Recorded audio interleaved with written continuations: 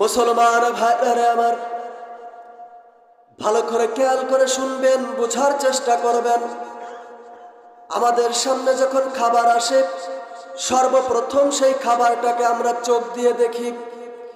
চোখ দিয়ে দেখার সাথে সাথে চোখ আমাদের ব্রেনে একটা মেসেজ পাঠায়, এই খাবারটা কি গরুর গোশত না মুরগির গোশত, ছাগলের গোশত নাকি মাছ।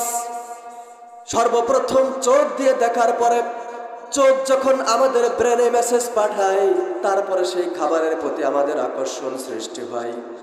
প্রিয় বন্ধুরা আমার, সেই খাবার যখন আমরা এরপরে খাওয়ার জন্য মুখের কাছে নিয়ে যাই, তারপরে নাক আমাদের ব্রেনে একটা মেসেজ পাঠায়, এই খাবার পচে গিয়েছে কিনা, দুর্গন্ধ হয়ে গিয়েছে কিনা, বাসি হয়ে গিয়েছে কিনা। যখন আমাদের সামনে খাবার আসে, সর্বপ্রথম চোখ দিয়ে দেখার পরে যখন আমাদের ব্রেনে মেসেজ যায় যে এটা গরুর গোশত না, এটা খেলে তোমার কোনো অসুবিধা হবে না। অনেকের গরুর গোশতে অ্যালার্জি আছে, সে গরুর গোশত খেতে পারে না। যখন চোখ আমাদের ব্রেনে মেসেজ দেয় না এটা গরুর গোশত না, এটা দেশি মুরগির গোশত, এটা খেলে তোমার কোনো অসুবিধা নেই, এই ব্রেন যখন আমাদের মেসেজ পায়, তখন সেটা খাবার জন্য যখন আমরা খাবারটা নাকের কাছে নিয়ে যাই, সাথে সাথে নাক আমাদের ব্রেনে মেসেজ দেয় না এই খাবার পচে নাই, দুর্গন্ধ হয় নাই, বাসি হয় নাই, সুঘ্রাণ বের হচ্ছে, টাটকা খাবার। তারপরে কিন্তু মানুষ আমরা খাবারটা খাই। কিন্তু আল্লাহ পাক রব্বুল আলামিন চোখ দুইটা যদি আমাদের পিছনে দিতেন আর নাকটা যদি আমাদের বগলের নিচে দিতেন, তাহলে সর্বপ্রথম আমাদের সামনে খাবার আসার পরে সেই খাবারটা হাতে করে নিয়ে চোখকে দেখাতে হতো, চোখ দেখ এটা কি গরুর গোশত না মুরগির গোশত।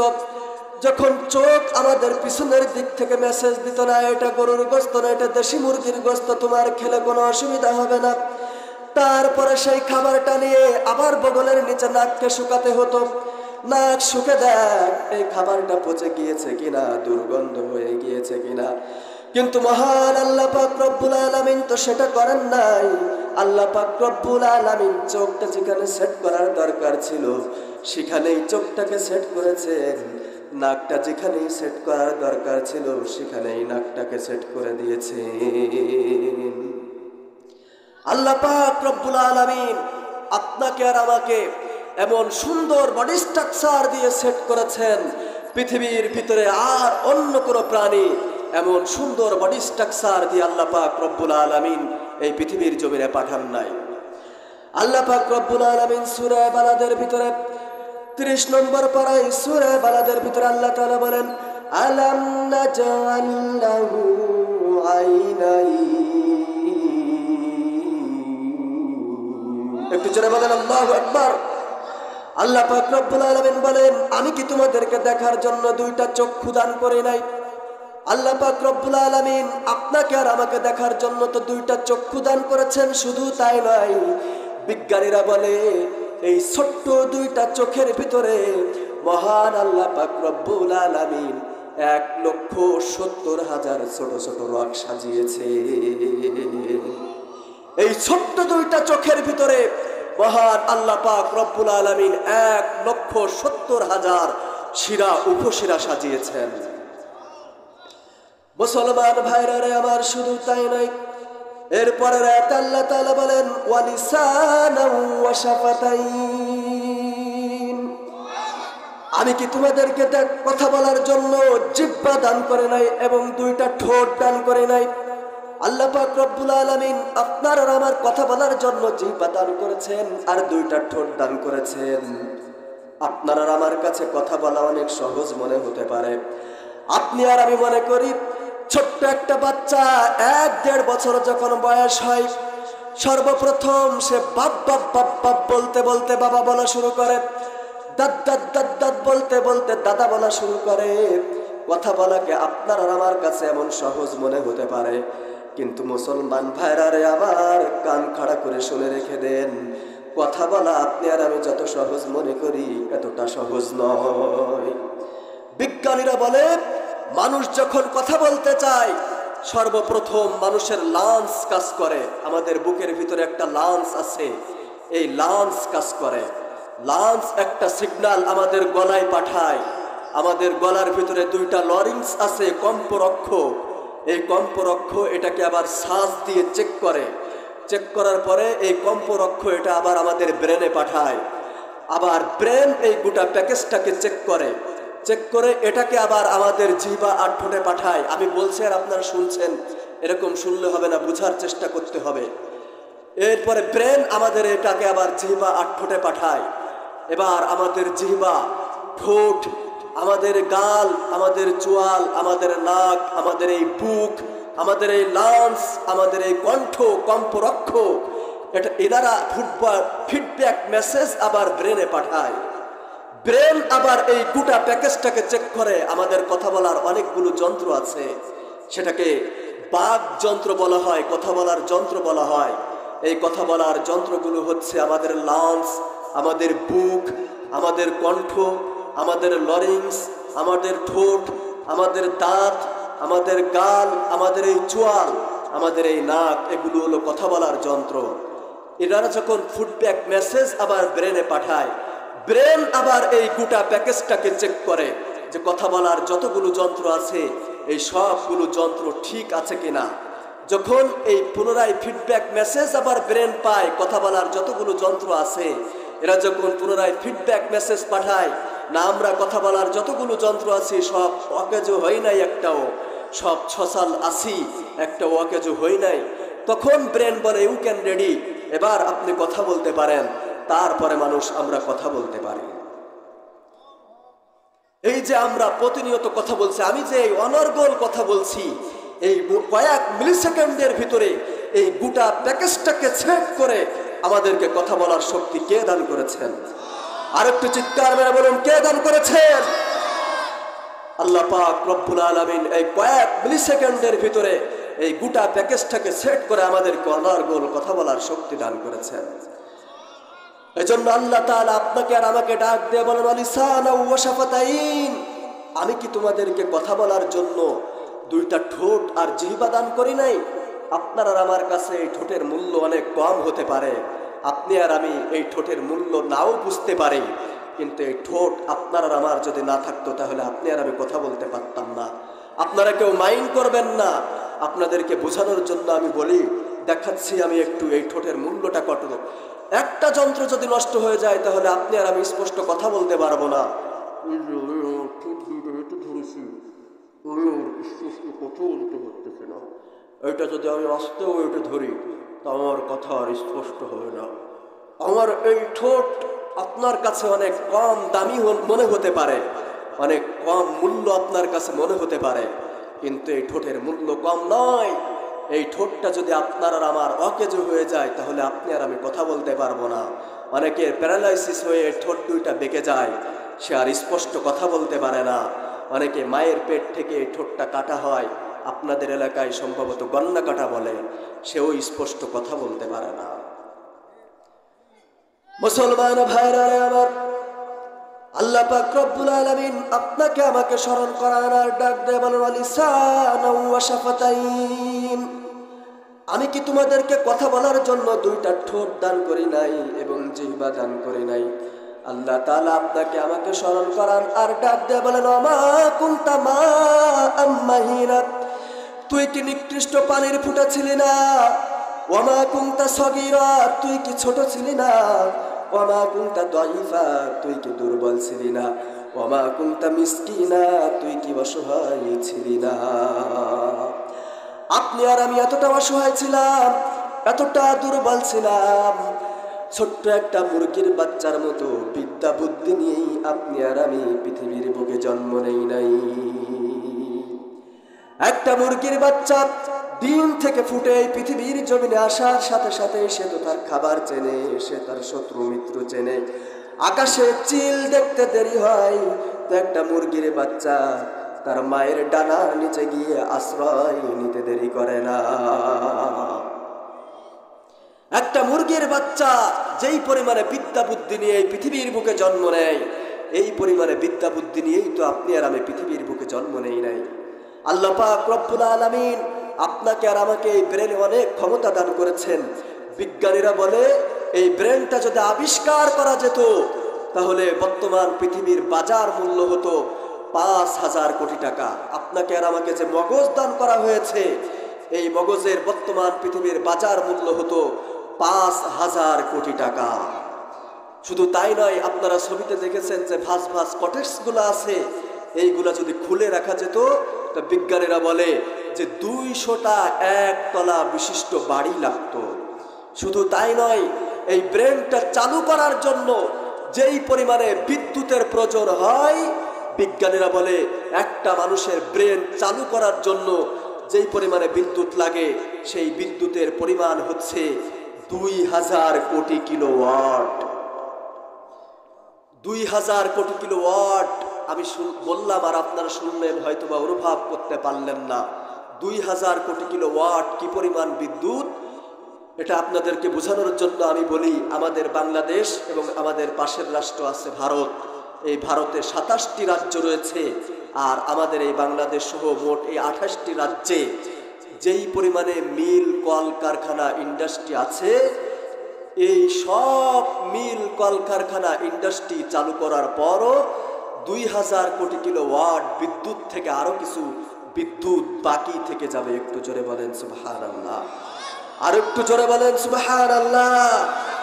একটা মানুষের শুধুমাত্র এই ব্রেন পরিচালনা করার জন্য আমাদের এই দেহ থেকে, এই বডি থেকে যেই পরিমাণ বিদ্যুৎ প্রতিদিন সাপ্লাই হচ্ছে, আমাদের এই বাংলাদেশ সহ গোটা ভারতবর্ষের মিল, কলকারখানা, ইন্ডাস্ট্রি চালু করা যাবে। জোরে বলেন সুবহানাল্লাহ। এই পরিমাণে বিদ্যুৎ আল্লাহ পাক রব্বুল আলামিন প্রতিনিয়ত আমাদের দেহ থেকে, আমাদের এই বডি থেকে উৎপাদন করছেন। মুসলমান ভাইরারে আমার, শুধু তাই নয়, আল্লাহ পাক রব্বুল আলামিন আপনার আমার পায়ের তলা থেকে নিয়ে মাথার তলা পর্যন্ত অসংখ্য অগণিত নিয়ামত দ্বারা ভরে দিয়েছেন। আমাদের যে জিহ্বা দান করা হয়েছে, এই জিভ হচ্ছে আমাদের এই মানব দেহের ভিতরে সব থেকে শক্তিশালী পেশি। এই জিহ্বার ভিতরে আল্লাহ পাক রব্বুল আলামিন 10,000 টেস্ট বার দান করেছেন। এই 10,000 টেস্ট বার দিয়ে আমরা একসাথে 10,000 স্বাদ এবং ফ্লেভার গ্রহণ করতে পারবো। একটু জোরে বলেন সুবহানাল্লাহ। মুসলমান ভাইরারে আমার, শুধু তাই নয়, একটা মানুষ প্রত্যেক দিন যেই পরিমাণ শ্বাস প্রশ্বাস গ্রহণ করে, বিজ্ঞানীরা বলে একটা মানুষ প্রতিদিন 17,208 বার থেকে 23,609 বার পর্যন্ত একটা মানুষ প্রতিদিন শ্বাস প্রশ্বাস গ্রহণ করে। আমরা যে প্রতিদিন অক্সিজেন গ্রহণ করছি, নিঃশ্বাস ছাড়ছি আর নিচ্ছি, এইটা হচ্ছে 17,208 বার থেকে 23,209 বার পর্যন্ত একটা মানুষ প্রতিদিন শ্বাস প্রশ্বাস গ্রহণ করে। যার দমের কষ্ট আছে সে জানে যে এই শ্বাস প্রশ্বাস ছাড়া আর নেওয়া এটা কতটা কষ্টের। আমি গত বছর অক্টোবর মাসে দিল্লিতে ছিলাম, প্রোগ্রাম ছিল দিল্লিতে। সেই দিল্লিতে আমি গিয়ে দেখেছি সেখানে শুদ্ধ আবহাওয়া নাই, পরিশুদ্ধ অক্সিজেন নাই। মিল, কলকারখানা, ইন্ডাস্ট্রি থাকার কারণে, বেশি বেশি কলকারখানা থাকার কারণে সেখানে পরিশুদ্ধ আবহাওয়া নাই। এই কারণে সেখানে যারা টাকাওয়ালা আসে, অর্থবিত্ত যাদের আছে, টাকা যাদের আছে, সারা দিন অফিসে কাজ করার পরে যখন সন্ধ্যাবেলায় বাড়িতে ফিরে যায়, দিল্লিতে কৃত্রিম অক্সিজেন কিনতে পাওয়া যায়, অক্সিজেন বার আছে, সেই অক্সিজেন বার থেকে তারা কৃত্রিম অক্সিজেন গ্রহণ করে এই লাংসকে ভালো রাখার জন্য। পরিশুদ্ধ আবহাওয়া গ্রহণ করার জন্য আধা ঘন্টা তারা অক্সিজেন বার থেকে অক্সিজেন কেনে। আমি তাদের কাছ থেকে শুনে দেখেছি, জেনে দেখেছি যে আধা ঘন্টায় যেই পরিমাণে টাকা ওই অক্সিজেন বারকে তারা দেয়, আমাদের বাংলাদেশ নয়, ভারতীয় রুপিয়া অনুযায়ী আমরা 24 ঘন্টায় 3.5 লক্ষ টাকার প্রত্যেক দিন শ্বাস প্রশ্বাস ফ্রি গ্রহণ করি। একটু জোরে বলেন সুবহানাল্লাহ, আর একটু জোরে বলবেন না সুবহানাল্লাহ। প্রত্যেক দিন যদি আমাদের অক্সিজেন কিনতে হতো, আল্লাহ পাক রব্বুল আলামিন আপনাকে আমাকে ফ্রি অক্সিজেন দিচ্ছেন, এই অক্সিজেন যদি কিনা লাগতো তাহলে প্রত্যেক দিন 3.5 লক্ষ টাকা ভারতীয় রুপিয়া আমাদের গুনতে হতো। কিন্তু আল্লাহ পাক রব্বুল আলামিন আপনাকে আর আমাকে সেই অক্সিজেন না কিনতে বাধ্য করে আমাদেরকে প্রত্যেক দিন ফ্রি অক্সিজেন দিচ্ছেন। জোরে বলেন সুবহানাল্লাহ। মুসলমান ভাইরা রে আমার, শুধু তাই নয়, আল্লাহ পাক রব্বুল আলামিন বলেন, ওয়ালা লাকা লিসানুন তানতিক, তোর এই জবান তো ছিল, কিন্তু এই জবান দিয়ে কথা বলার মতো ক্ষমতা তোর ছিল না। আজকে আপনার আর আমার কথা বলার ক্ষমতা হয়েছে, আপনি আর আমি কথা বলতে পারি, কিন্তু আল্লাহ পাক রব্বুল আলামিন আপনাকে আমাকে স্মরণ করান আর ডাক দিয়ে বলেন ওয়ালা লাকা লিসানুন তানতিক, তোর এই জবান ছিল, জিহ্বা ছিল, কিন্তু এই জিহ্বা দিয়ে তুই কথা বলতে পারতিস না। আল্লাহ পাক রব্বুল আলামিন ডাক দিয়ে বলেন বান্দা, গভীর রজনীতে তুই তোর মায়ের কোলে ঘুমিয়েছিলি, হঠাৎ করে তোর মায়ের একটা হাত তোর মায়ের অজান্তে তোর নাকের উপর এসে পড়েছিল, তোর মুখের উপর এসে পড়েছিল। সেই গভীর রজনীতে তোর নিঃশ্বাস নিতে বড় কষ্ট হচ্ছিল, কিন্তু তোর এটা বলার মতো ক্ষমতা ছিল না, মা তোমার হাতটা আমার মুখের উপর এসে পড়েছে, আমার নাকের উপর এসে পড়েছে, আমার নিঃশ্বাস নিতে বড় কষ্ট হচ্ছে, মা তুমি তোমার হাতটা সরাও। আল্লাহ পাক রব্বুল আলামিন বলেন বান্দা, এটা বলার মতো ক্ষমতা তোর ছিল না। সেই গভীর রজনীতে আমি আল্লাহ, আমি আমার কুদরতি হাত দ্বারা তোর মায়ের হাতটা তোর নাকের উপর থেকে আমি আল্লাহ সরিয়ে দিয়েছিলাম। এজন্য আল্লাহ পাক রব্বুল আলামিন আপনাকে আমাকে স্মরণ করান আর ডাক দিয়ে বলেন বান্দা, ভুলে গেছিস সেদিনের কথা, তোর এই মগজ ছিল, কিন্তু এই মগজ দিয়ে ভালো মন্দ বিচার করার ক্ষমতা তোর ছিল না। ওয়ালা লাকা আকলুন তুমাইয়িজ, তোর এই ঘিলু ছিল, তোর এই ব্রেন ছিল, কিন্তু এই ব্রেন দিয়ে ভালো মন্দ কি জিনিসটা তুই বিচার করতে পারতিস না। আমি আমার নিজের চোখে দেখেছি, আমার এই মোবাইল ফোনের ভিতরে ভিডিও আছে, 1-1.5 বছরের বাচ্চা পায়খানা করে দিয়েছে, পেশাব করে দিয়েছে, মা অন্য কাজে ব্যস্ত রয়েছে, মাশগুল রয়েছে, ছেলের দিকে মেয়ের দিকে তাকানোর মতো সময় নাই। আমি আমার নিজের চোখে দেখেছি, ছোট্ট বাচ্চাটা পায়খানা করে দেওয়ার পরে সেই পায়খানা নিজের সমস্ত শরীরে মেখেছে, নিজের গায়ে মেখেছে, মুখে মেখেছে। এমনকি আমি আমার নিজের চোখে দেখেছি হাতে সেই আঙুলে পায়খানা লাগানো, পেশাব লাগানো সেই আঙুলগুলো মুখের ভিতরে দিয়ে চুষতেছে। আমি আমার নিজের চোখে দেখেছি, আপনারা দেখেননি? এজন্য আল্লাহ তাআলা আপনাকে আমাকে স্মরণ করান আর ডাক দিয়ে বলেন ওয়ালা লাকা আকলুন তুমাইয়িজ, তোর এই মগজ ছিল, কিন্তু এই মগজ দিয়ে ভালো মন্দ কি জিনিসটা তুই বিচার করতে পারতিস না। মুসলমান ভাইরা রে আমার, শুধু তাই নয়, আল্লাহ তাআলা বলেন ওয়ালা লাকা ইয়াদুন তাবতিশ, তোর এই হাত ছিল, কিন্তু এই হাত দিয়ে কোনো কিছু ধরার মতো ক্ষমতা তোর ছিল না। আপনার আর আমার এই হাত ছিল, কিন্তু এই হাত দিয়ে আপনি আর আমি কোনো কিছু ধরতে পারতাম না, আপনি আর আমি এই হাত দিয়ে কোনো কিছুই করতে পারতাম না। আজকে আপনার আর আমার বাহুতে অনেক বল হয়েছে, এই বাহু বলে আপনি আর আমি একজনের উপরে অন্যায়ভাবে জুলুম করে একজনের গালের উপরে 2টা চড় বসিয়ে দিতে পারবো, কিন্তু আপনার আর আমার এই বাহুতে একদিন বল ছিল না, এখন আছে, ভবিষ্যতেও একদিন থাকবে না। কিছুদিন আগেও একটা দলের অনেক পাওয়ার ছিল, এই বাহুতে অনেক বল ছিল তাদের, তারা অন্যায়ভাবে মানুষের উপরে জুলুম করেছে, নির্যাতন করেছে, তারা রাতকে দিন বানিয়েছে, দিনকে রাত বানিয়েছে। বিশ্ববরেণ্য মুফাসসির আল্লামা দেলোয়ার হুসাইন সাইদিকে পর্যন্ত হাসপাতালের বেড থেকে এনে হাসপাতালে পয়জন মিশিয়ে নির্মমভাবে হত্যা করেছে। শুধু তাই নয়, শাইখে চরমোনাই মুফতি সৈয়দ মোহাম্মদ ফয়জুল করিমের এই ঠোঁটে চড় মেরে ঠোঁট ফাটিয়ে দিয়েছিল, দাঁত ভেঙে দিয়েছিল। শুধু তাই নয়, শাইখুল হাদিস আল্লামা আজিজুল হক রহমাতুল্লাহি আলাইহির সুযোগ্য পুত্র আল্লামা মামুনুল হককে অন্যায়ভাবে দীর্ঘ 3 বছর পর্যন্ত তারা জেলখানায় রেখেছিল। মুসলমান ভাইরা আমার, শুধু তাই নয়, এভাবে অসংখ্য অগণিত উলামা একরাম ইসলাম পন্থীদের এবং সাধারণ মানুষের উপরে তারা জুলুম করেছে, নির্যাতন করেছে। কিন্তু দুঃখজনক হলেও সত্য, আল্লাহ পাক রব্বুল আলামিন এই দলের নেত্রীকে আমাদের এই দেশ থেকে পালিয়ে যেতে বাধ্য করেছেন। মুসলমান ভাইরা আমার, শুধু তাই নয়, এমন নির্মম পরাজয় ঘটেছে, এত বড় দীর্ঘ 16 বছরের প্রতাপশালী প্রধানমন্ত্রী যিনি, তার আজকে কল রেকর্ড ফাঁস হচ্ছে একজন ইউনিয়ন পর্যায়ের সামান্য নেতার সাথে। একজন প্রধানমন্ত্রীর কল রেকর্ড ফাঁস হবে সচিবের সাথে, এমপির সাথে, মন্ত্রীর সাথে তার কল রেকর্ড ফাঁস হলে কিছুটা মানা যায়, কিন্তু ইউনিয়নের একজন সামান্য মেম্বারও যিনি নয়, তার সাথে তার কল রেকর্ড ফাঁস হওয়া মানে হলো তিনি কতটা নিম্ন স্তরে নেমে গেছেন। মুসলমান ভাইরা আমার, এজন্য আল্লাহ তাআলা আপনাকে আমাকে স্মরণ করার আর ডাক দিয়ে বলেন, ওয়ালা লাকা ইয়াদুন তাবতিশ, তোর এই হাত ছিল কিন্তু তোর এই হাত দিয়ে কোনো কিছু ধরার মতো ক্ষমতা ছিল না, তোর এই বাহুতে কোনো বল ছিল না, আজকে আছে কালকে আবার থাকবে না। এজন্য বাহুবলে কারোর উপরে জুলুম করা যাবে না, নির্যাতন করা যাবে না। আজকে আপনার বাহুতে বল আছে, কালকে থাকবে না, থাকবে না, থাকবে না। মুসলমান ভাইরা আমার, এজন্য আল্লাহ পাক রব্বুল আলামিন আপনাকে আমাকে স্মরণ করার আর ডাক দিয়ে বলেন, ওয়ালা লাকা রিজলুন তামশি, তোর এই পা ছিল কিন্তু এই পা দিয়ে তোর হাঁটাচলা করার মতো ক্ষমতা ছিল না।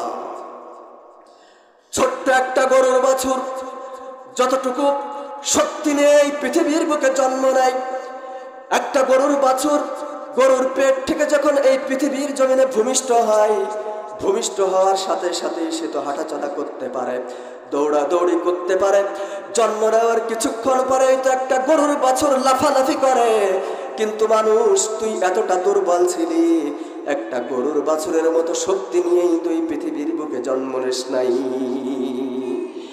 আপনাকে আর আমাকে দীর্ঘ 1 বছর পরে, 1.5 বছর পরে, 2 বছর পরে, তারপরে আল্লাহ পাক রব্বুল আলামিন আপনাকে আমাকে আস্তে আস্তে প্রথমে হামাগুড়ি, তারপরে 1 পা 2 পা করে আল্লাহ পাক রব্বুল আলামিন আপনাকে আর আমাকে হাঁটার ক্ষমতা দান করেছিলেন। মুসলমান ভাইরা রে আমার, শুধু তাই নয়, আল্লাহ পাক রব্বুল আলামিন আপনাকে আমাকে স্মরণ করার আর ডাক দিয়ে বলেন, ওয়ালা লাকা উযুনুন তাসমা, তোর এই কান তো ছিল কিন্তু এই কান দিয়ে তোর শ্রবণ শক্তির ক্ষমতা ছিল না। আজকে যতটুকু আপনার আর আমার শোনার ক্ষমতা আছে, একটা সময় ছিল এই শ্রবণ শক্তির কার্যকারিতা আপনার আর আমার ছিল না। আল্লাহ তাআলা বলেন, ওয়ালা লাকা আইনুন তানজির, তোর এই চোখ ছিল কিন্তু এই চোখ দিয়ে তোর দেখার মতো ক্ষমতা ছিল না। আপনারা আমার এই চোখ ছিল কিন্তু এই চোখ দিয়ে আজকে যতটুকু দেখার ক্ষমতা আছে, এই দৃষ্টি শক্তির কার্যকারিতা ছিল না। এজন্য আল্লাহ পাক রব্বুল আলামিন আপনাকে আমাকে স্মরণ করান আর ডাক দিয়ে বলেন, ওয়ালা লাকা আইনুন তানজুর, তোর এই চোখ ছিল কিন্তু চোখ দিয়ে দেখার মতো ক্ষমতা তোর ছিল না। আল্লাহ তাআলা বলেন, আল্লাহ তাআলা আপনাকে আমাকে স্মরণ করার আর ডাক দিয়ে বলেন, তুই শুধু একটু নড়াচড়া করতে পারতিস আর কি, তাই ছাড়া আর কিছুই না। আপনার আর আমার এতটুকু অস্তিত্ব ছিল, একটা গোস্তের টুকরার মতো আপনি আর আমি ছিলাম। 29 নম্বর পারায় সূরাতুদ দাহরের ভিতরে আল্লাহ তাআলা বলেন, হাল আতাত আলাল ইনসানি হিনুম মিনাদ দাহরি লাম ইয়াকুন শাইআম মাযকুরা। প্রত্যেকটা মানুষের উপর থেকে এমন একটা সময় অতিবাহিত হয়ে গেছে যখন মানুষ উল্লেখ করার মতো কিছুই ছিল না। এই আয়াতের তাফসীরটা বুঝতে হলে আমাদেরকে যেতে হবে একটু হাদিসের দিকে। বিশ্বনবী জনাবে মুহাম্মদুর রাসূলুল্লাহ সাল্লাল্লাহু আলাইহি ওয়াসাল্লাম বলেন, ইন্না আহাদাকুম ইজমা খালকুহু ফি বাতনি উম্মিহি 40 ইয়াওমান নুতফা থুম্মা ইয়াকুনু আলাকাহ মিসলা যালিক থুম্মা ইয়াকুনু মুদগাহ মিসলা যালিক, রাওয়াহুল বুখারী।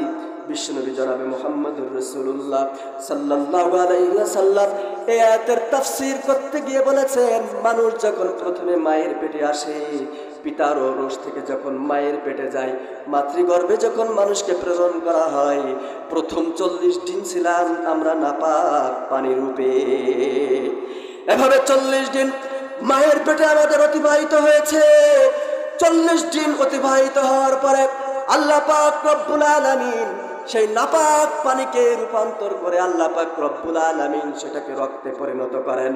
বিশ্বনবী জনাবে মুহাম্মদুর রাসূলুল্লাহ সাল্লাল্লাহু আলাইহি ওয়াসাল্লাম বলেন, এভাবে আমরা মায়ের পেটে ছিলাম আরো 40 দিন। রক্তরূপে আমরা মায়ের পেটে 40 দিন অতিবাহিত করার পরে আল্লাহ পাক রব্বুল আলামিন সেই রক্তকে এবার আল্লাহ পাক রব্বুল আলামিন জমাট বাঁধা রক্তে পরিণত করেছেন।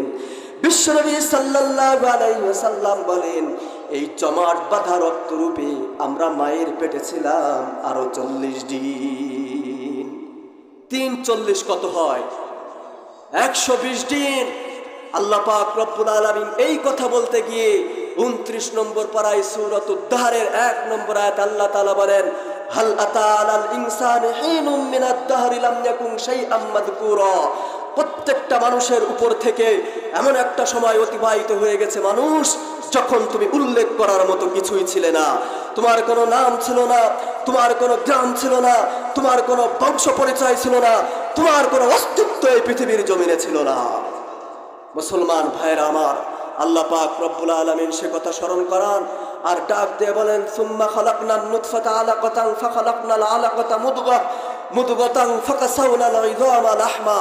প্রথম 40 দিন তোমরা মায়ের পেটে ছিলে নাপাক পানির রূপে, এরপরে 40 দিন পরে সেই নাপাক পানিকে আমি রক্তে পরিণত করি, এরপরে 40 দিন সেই রক্ত থাকার পরে সেই রক্ত থেকে আমি তোমাদেরকে জমাট বাঁধা রক্তে পরিণত করি, এরপরে 120 দিন অতিবাহিত হওয়ার পরে আল্লাহ পাক রব্বুল আলামিন সেই জমাট বাঁধা রক্ত থেকে আমাদের হাড় সৃষ্টি করেন। ফাকাসাউনাল ইযামা লাহমা। তো তোর সেই হাড় সৃষ্টি করলো, জমাট বাঁধা রক্তকে হাড়ে রূপান্তরিত করলো, তো করলো কে? ফাকাসাউনাল ইযামা লাহমা। সেই হাড়ের উপরে গোস্তের আবরণ বসাইলো, তো বসাইলো কে? আল্লাহ পাক রব্বুল আলামিন আপনাকে আর আমাকে স্মরণ করান আর ডাক দিয়ে বলেন, সেই হাড্ডির উপরে, কঙ্কালের উপরে আমি প্রথমে গোস্তের আবরণ বসিয়েছি এবং সেই গোস্তের আবরণের উপরে আমি চামড়ার আবরণ বসিয়েছি। মুসলমান ভাইরা আমার, আল্লাহ পাক রব্বুল আলামিন আপনাকে আমাকে এমন সুন্দর করে নিখুঁতভাবে সৃষ্টি করে এরপরে আল্লাহ তাআলা বলেন, লাকাদ খালাকনাল ইনসানা ফি আহসানি তাকওয়িম। অবশ্যই অবশ্যই আমি মানুষকে এই পৃথিবীর জমিনে পাঠিয়েছি সব থেকে সুন্দর চেহারা দান করে, সব থেকে সুন্দর বডি স্ট্রাকচার দিয়ে, সব থেকে সুন্দর অবকাঠামো দিয়ে তারপরে আমি মানুষকে পৃথিবীর জমিনে পাঠিয়েছি। এই আয়াতের তাফসীরটা বুঝতে হলে আমাদেরকে যেতে হবে একটি ঘটনায়। তাফসীরে জালালাইনের ভিতরে আল্লামা জালালউদ্দিন সুয়ুতী রহমাতুল্লাহি আলাইহি এই আয়াতের তাফসীর করতে গিয়ে একটা ঘটনা উল্লেখ করেছেন। খলিফা মনসুরের সময় একজন গভর্নর ছিল যার নাম ছিল ঈসা ইবনে হাশেমি। এই ঈসা ইবনে হাশেমির স্ত্রী তৎকালীন সময়ের বিশ্ব সুন্দরী ছিলেন, তৎকালীন সময়ের সেরা সুন্দরী ছিলেন। একদিন ঈসা ইবনে হাশেমি রাতের বেলায় পূর্ণিমার চাঁদের নিচে, খোলা আকাশের নিচে তার স্ত্রীকে নিয়ে ঘোষ গল্প করতেছিলেন, হাসি ঠাট্টা করতেছিলেন। হাসি ঠাট্টা করতে করতে আনন্দে অতিশয্যায় হয়ে একটা পর্যায়ে ঈসা ইবনে হাশেমি তার স্ত্রীকে বলে ফেললো, আনতি তালিকুন সালাসান ইল্লাম তাকুনি আহসানা মিনাল কমার। ও আমার স্ত্রী, তুমি যদি আকাশের ওই পূর্ণিমার চাঁদের থেকে বেশি সুন্দর না হও, সুন্দর যদি বেশি না হও, তাহলে তুমি 3 তালাক। এই কথা বলার সাথে সাথে ঈসা ইবনে হাশেমির স্ত্রী পর্দার আড়ালে চলে গেল।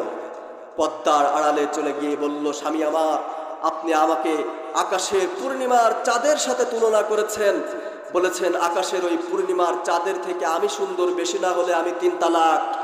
আমি তো আর আকাশের ওই পূর্ণিমার চাঁদের থেকে সুন্দর বেশি নয়, অতএব আমার উপরে 3 তালাক পতিত হয়ে গিয়েছে। মুসলমান ভাইরা রে আমার, বুঝার চেষ্টা করবেন, দিলের কান লাগায় শুনবেন। ঈসা ইবনে হাশেমি এবার মনে মনে চিন্তা করলো, এটা আমি কি করলাম? হাসি ঠাট্টা করতে করতে আমি আমার সুন্দরী স্ত্রীকে তালাক দিয়ে দিলাম। সারা রাত ছটপট ছটপট করতে করতে তার রাত অতিবাহিত হয়ে গেল। সুবহে সাদিক যখন হয়ে গেল, সুবহে সাদিক যখন হয়ে গেল, তখন মসজিদের মিনার থেকে মুয়াজ্জিনের সুমধুর কণ্ঠে আজান ভেসে এলো। আজান ভেসে আসার সাথে সাথে ঈসা ইবনে হাশেমি মহল্লার কেন্দ্রীয় মসজিদের ইমাম সাহেবের কাছে চলে গেলেন এবং ডাক দিয়ে বললেন, ইমাম সাহেব, গতকাল রাতে আমি আমার স্ত্রীকে বলে ফেলেছি, আনতি তালিকুন সালাসান ইল্লাম তাকুনি আহসানা মিনাল কমার। তুমি যদি আকাশের ওই পূর্ণিমার চাঁদের থেকে সুন্দর বেশি না হও, তাহলে তুমি 3 তালাক। এখন আপনি ফতোয়া দেন, আমার স্ত্রীর উপরে 3 তালাক পতিত হয়ে গিয়েছে কিনা।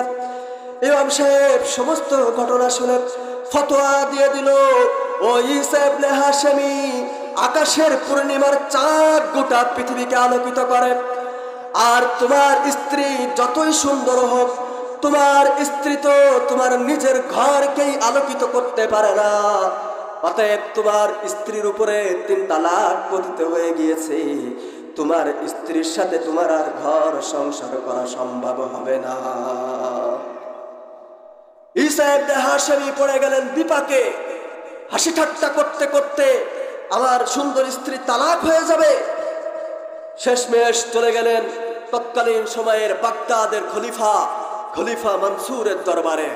খলিফা মনসুরের দরবারে উপস্থিত হয়ে ঈসা ইবনে হাশেমি রাতের ঘটনার বিবরণ দিলেন। বিবরণ দিয়ে ফতোয়া জানতে চাইলেন। খলিফা মনসুর তৎকালীন সময়ের দেশের বাগদাদের সমস্ত বড় বড় উলামা একরামদেরকে একত্রিত করলেন এবং তাদের কাছে ফতোয়া জানতে চাইলেন। শাইখুল ইসলাম যিনি ছিলেন, সেই শাইখুল ইসলামের নেতৃত্বে একটা ফতোয়া বোর্ড গঠন করলেন এবং সেই ফতোয়া বোর্ডের মাধ্যমে ফতোয়া জানতে চাইলেন যে ঈসা ইবনে হাশেমির স্ত্রী 3 তালাক হয়েছে কি হয়নি। মুসলমান ভাইরা আমার, পিছনে অনেক মানুষ দাঁড়িয়ে আছে, আপনারা সবাই একবার একটু সামনের দিকে আগায় আগায় আসেন, একটু আগায় আসেন এবং জিকির করেন লা ইলাহা ইল্লাল্লাহ। সামনের দিকে একটু আগায় আগায় আসেন। শীত, জায়গা গরম হয়ে গিয়েছে, তারপর পিছনে অনেক মানুষ দাঁড়িয়ে আছে, আপনারা সামনের ফাঁকা জায়গাগুলো পূরণ করেন, একটু জিকির করেন লা ইলাহা।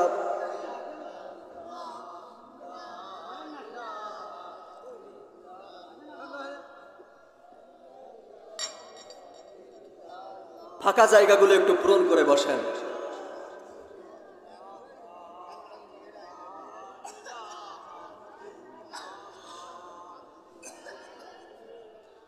মুসলমান ভাইরা আমার, তৎকালীন সময়ের শাইখুল ইসলামের নেতৃত্বে একটা ফতোয়া বোর্ড গঠন করা হলো এবং সেই ফতোয়া বোর্ডের কাছে জানতে চাইলেন যে খলিফা এই ঈসা ইবনে হাশেমির স্ত্রীর উপরে 3 তালাক পতিত হয়েছে কিনা। সমস্ত বাগদাদের বড় বড় উলামা একরাম একত্রিত মিটিং করে তারা এই সিদ্ধান্তে উপনীত হলো যে আনতি তালিকুন সালাসান ইন লাম তাকুনি আহসানা মিনাল কমার বলেছে ঈসা ইবনে হাশেমি। এর বাংলা অর্থ হচ্ছে যে আকাশের ওই পূর্ণিমার চাঁদের থেকে তুমি যদি বেশি সুন্দর না হও তাহলে তুমি 3 তালাক। এখন আকাশের পূর্ণিমার চাঁদ তো গোটা পৃথিবীকে আলোকিত করে, আর মানুষ যতই সুন্দর হোক তার চেহারায় তো একটা ঘরও আলোকিত হবে না। অতএব ঈসা ইবনে হাশেমির স্ত্রীর সাথে তার আর ঘর সংসার করা সম্ভব হবে না। তার ফতোয়া দিয়ে দিল, ঈসা ইবনে হাশেমি, তোমার স্ত্রীর সাথে তোমার আর ঘর সংসার করা সম্ভব হবে না, তুমি বাড়িতে চলে যাও, গিয়ে অন্য জায়গায় বিয়ে শাদী করে ঘর সংসার করার চিন্তা করো। ঈসা ইবনে হাশেমি এবার ভেঙে পড়লেন। শেষ ভরসা শাইখুল ইসলামের মুখ থেকে যখন এই ফতোয়া রায় এলো, এই ফতোয়া যখন এলো, তখন সুন্দরী স্ত্রীর সাথে ঘর সংসার করার আশা তিনি ছেড়ে দিলেন। প্রিয় মুসলমান ভাইরা আমার, কিন্তু ওই মজলিসে আর একজন আলেম ছিলেন, তিনি দাঁড়ায় গেলেন এবং ডাক দিয়ে বললেন, শাইখুল ইসলাম, আমি আপনাদের এই ফতোয়ার সাথে একমত নই। তখন শাইখুল ইসলাম ডাক দিয়ে বললেন, কেন আপনি আমাদের এই ফতোয়ার সাথে একমত নয়? তখন ওই আলেম আমার তেলাওয়াতকৃত ওই আয়াতগুলো তেলাওয়াত করলেন। ওয়াত্তিন, 3 ফলের কসম, ওয়াজ্জাইতুন, জাইতুন ফলের কসম, ওয়াতুরিস সিনিন, তুর আর সিনাই পর্বতের কসম, ওয়াহাদাল বালাদিল আমিন, এই নিরাপদ নগরীর কসম। ওই আলেম ডাক দিয়ে বললেন, আল্লাহ পাক রব্বুল আলামিন পর পর 4 বার কসম খেয়েছেন। 4 বার কসম খাওয়ার পরে এরপরে আল্লাহ পাক রব্বুল আলামিন বলছেন, লাকাদ খালাকনাল ইনসানা ফি আহসানি তাকওয়িম।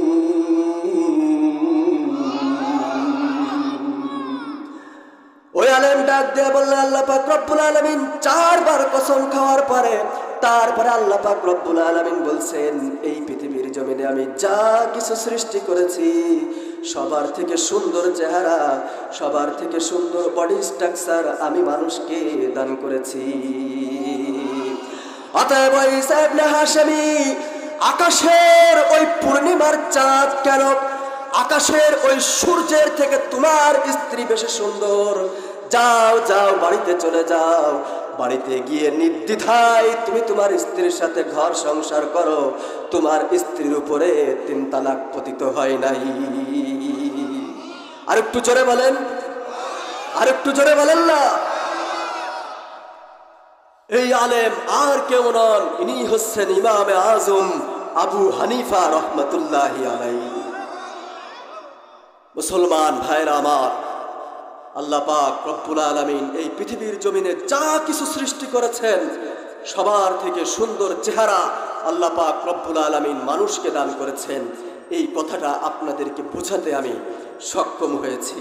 এখানেই শেষ নয়, আল্লাহ পাক রব্বুল আলামিন 15 নম্বর পারায় সূরা বানী ইসরাইলের 70 নম্বর আয়াতে আল্লাহ তাআলা বলেন, ওয়ালাকাদ কাররামনা বানী আদম, আমি মানুষকে সম্মান দান করেছি, মর্যাদা দান করেছি। এই একই আয়াতের শেষ অংশে আল্লাহ তাআলা বলেন, ওয়াফাদ্দালনাহুম আলা কাসীরিম মিম্মান খালাকনা তাফদীলা।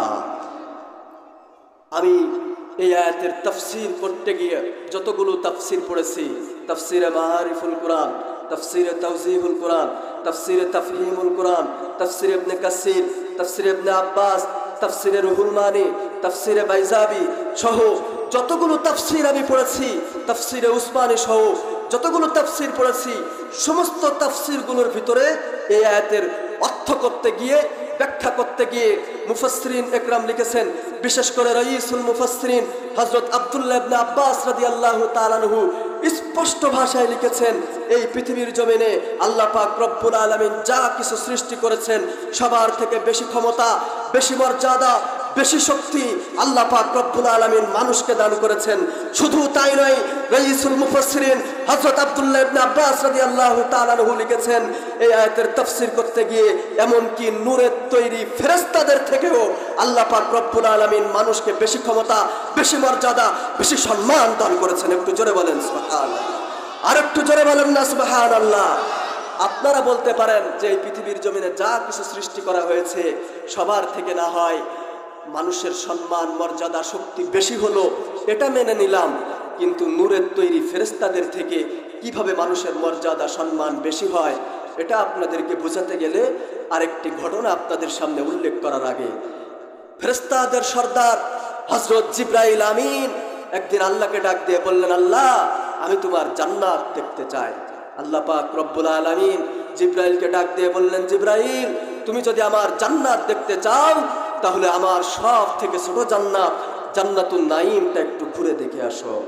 জিবরাইল আমিন আল্লাহর কাছ থেকে অনুমোদন নিয়ে চলে গেলেন জান্নাতুন নাঈম ভ্রমণ করার উদ্দেশ্যে। একদিন নয়, 2 দিন নয়, টানা 2 মাস 10 দিন পর্যন্ত জিবরাইল আমিন জান্নাতুন নাঈম ভ্রমণ করলেন। 2 মাস 10 দিন জান্নাতুন নাঈম ভ্রমণ করার পরে জিবরাইল আমিন ক্লান্ত হয়ে গেলেন। ক্লান্ত শ্রান্ত হয়ে আল্লাহকে ডাক দিয়ে বললেন, আল্লাহ, আমি আর পারছি না, আমি ক্লান্ত হয়ে গিয়েছি, তবে তুমি আমার এখন জানিয়ে দাও, আমি তোমার জান্নাতুন নাঈমের এই পর্যন্ত কতটুকু ভ্রমণ করলাম। আল্লাহ পাক রব্বুল আলামিন জিবরাইলকে ডাক দিয়ে বললেন, জিবরাইল, তুমি আমার সব থেকে ছোট জান্নাত, জান্নাতুন নাঈমের 3 ভাগের 1 ভাগও দেখি এখনো পর্যন্ত শেষ করতে পারো নাই। আর একটু জোরে বলেন। এর আগে আপনাদের আরেকটি তথ্য জানা থাকা দরকার, জিবরাইল আমিনকে আল্লাহ পাক রব্বুল আলামিন 600 নূরের ডানা দান করেছেন। কয় শত?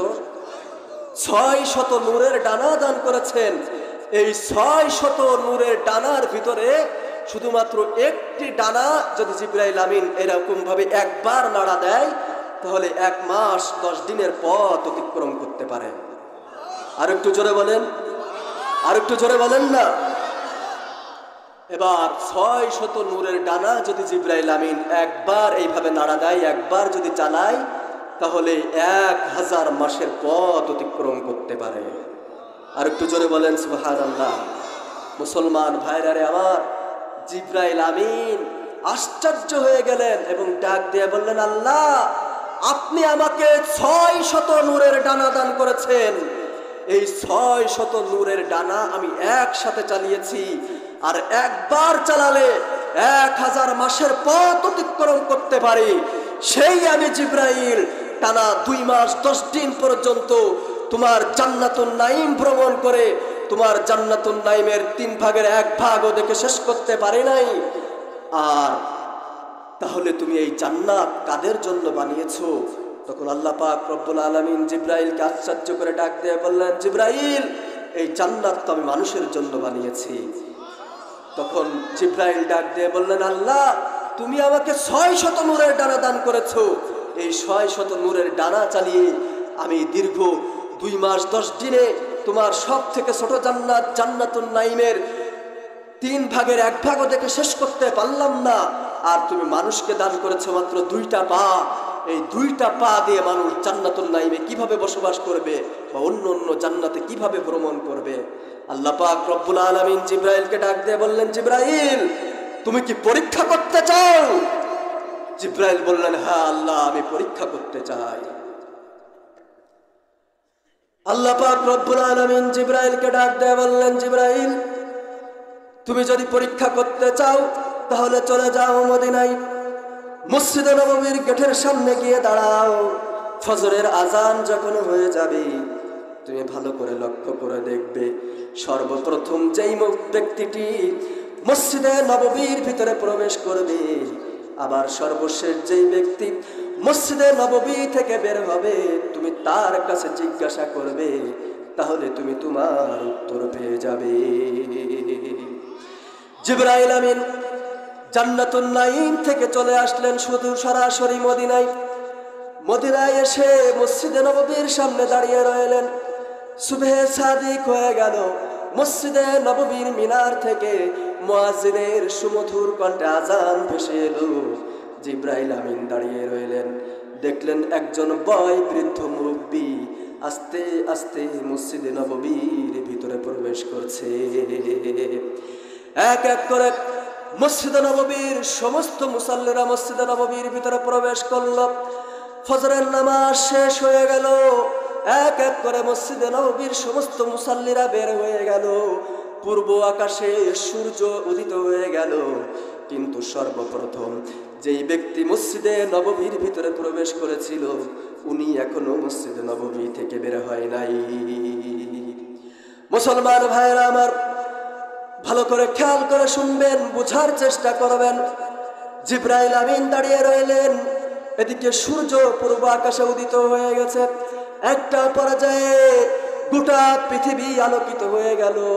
এশাকের নামাজের সময় যখন শেষ হয়ে গেল, এমন সময় জিবরাইল আমিন দেখতে পেলেন সর্বপ্রথম যেই ব্যক্তি মসজিদে নববীর ভিতরে প্রবেশ করেছিল এখন সেই ব্যক্তিটি আস্তে আস্তে মসজিদে নববী থেকে বের হচ্ছে। জিবরাইল আমিন দাঁড়িয়ে রইলেন এবং মুরব্বিকে সালাম দিলেন এবং ডাক দিয়ে বললেন, ভাই, আপনার কাছে আমার একটা প্রয়োজন আছে। মুরব্বি ডাক দিয়ে বলল, বলো আপনার কি প্রয়োজন? তখন জিবরাইল ডাক দিয়ে বললেন, ভাই, আমার জিবরাইলের কাছে খুব প্রয়োজন। কয়েকদিন ধরে জিবরাইলকে খুঁজতেছি, কিন্তু কোথাও জিবরাইলকে খুঁজে পাচ্ছি না।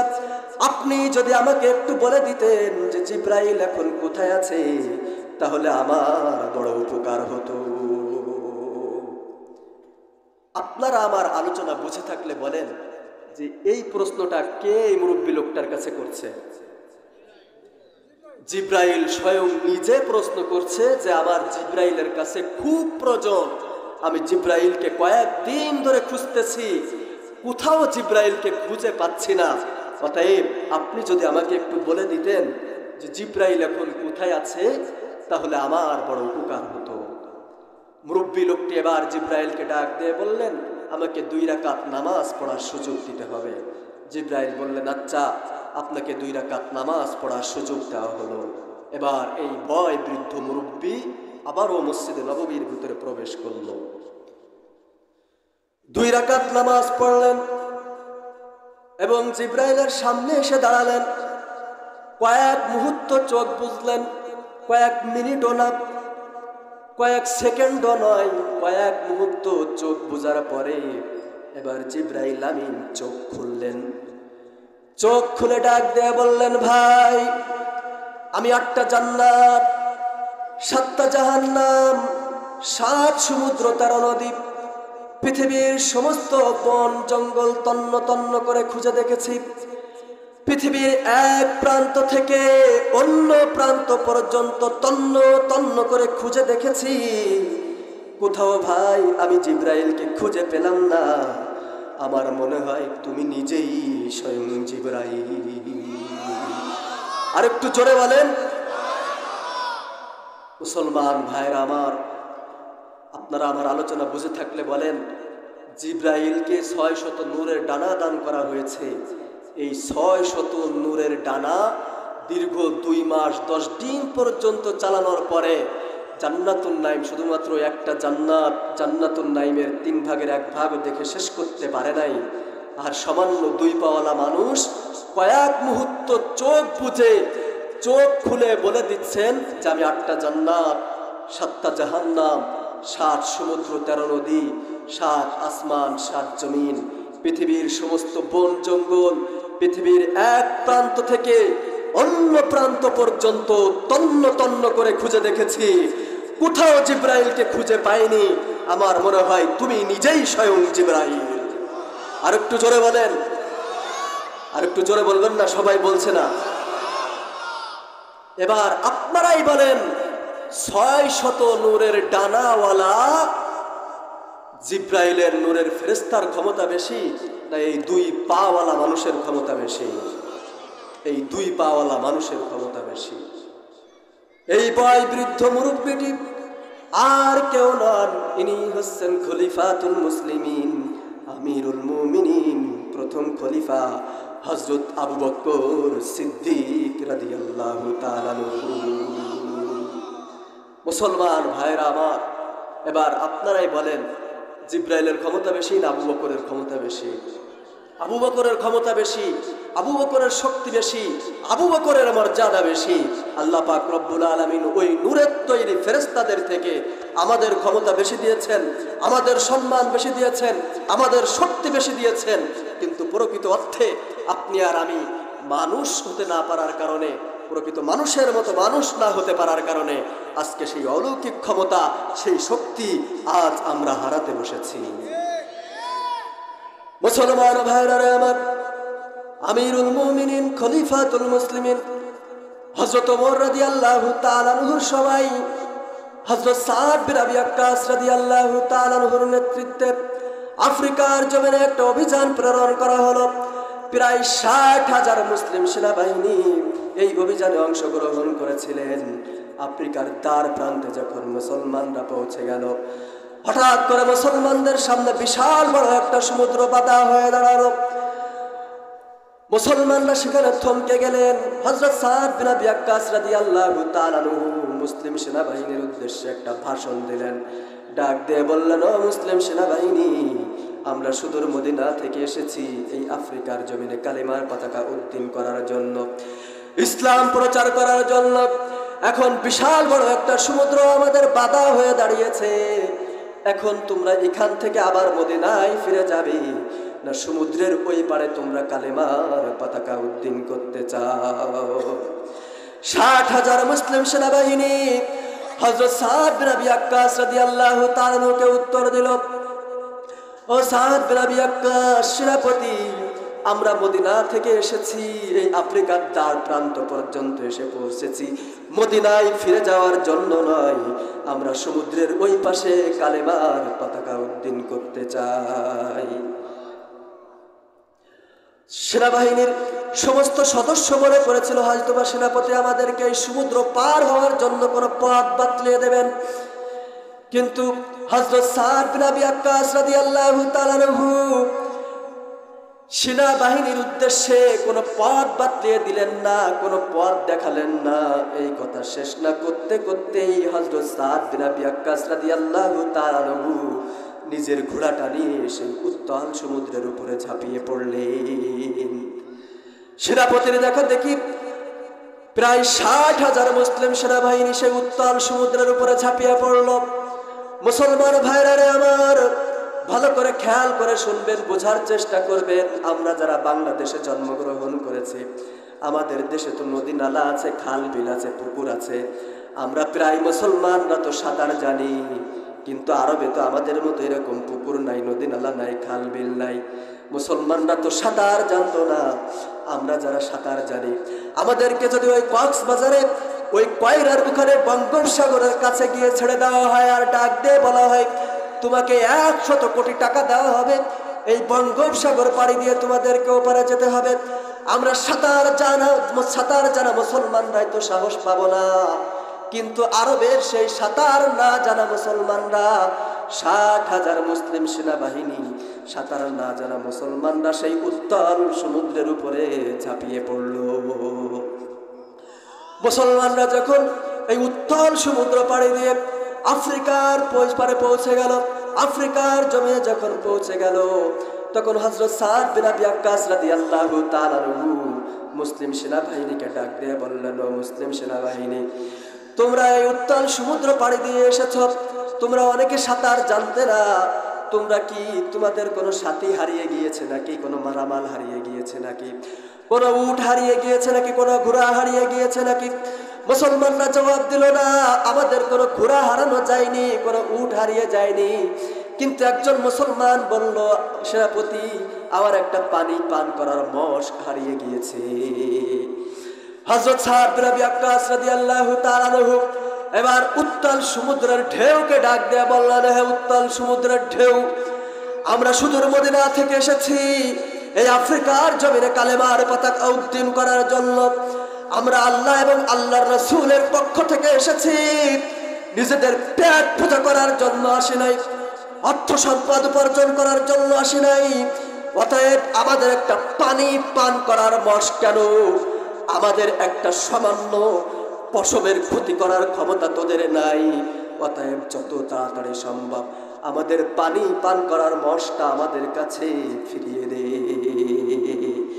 ইতিহাসে স্বর্ণাক্ষরে লেখা আছে, হযরত সাদ বিন আবি ওয়াক্কাস রাদিয়াল্লাহু তাআলা আনহুর এই কথা বলতে দেরি হয়েছিল, কিন্তু উত্তাল সমুদ্রের ঢেউ মুসলমানদের সেই পানি পান করার মশকটা মুসলমানদের সামনে ফিরিয়ে দিতে দেরি করে নাই।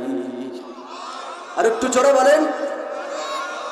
এই ঘটনা বর্ণনা করতে গিয়ে মুসলিম রেনেসাঁর কবি আল্লামা ইকবাল বলেন, দস্তে দস্তে হে দরিয়া ভি, দস্তে দস্তে হে দরিয়া ভি না ছোড়ে हमने